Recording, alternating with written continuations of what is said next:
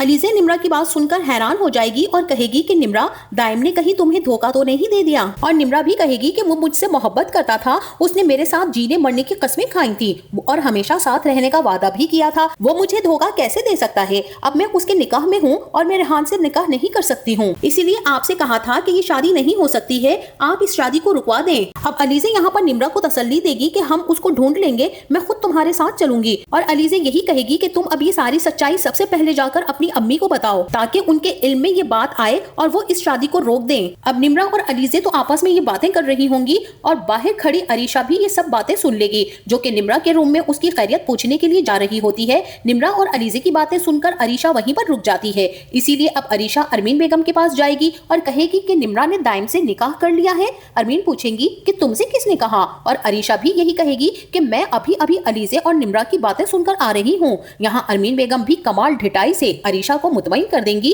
कि ये सब ड्रामेबाजियां हैं और कुछ नहीं, सब जानती हूँ कि वो क्या प्लान बनाकर चल रही है, लेकिन अब जो उसने प्लान बनाया है मैं उसमें उसे कामयाब होने नहीं दूंगी, शादी तो उसकी होकर ही रहेगी। और अरीशा भी अपनी सास की इन बातों से मुतमईन होकर चली जाएगी।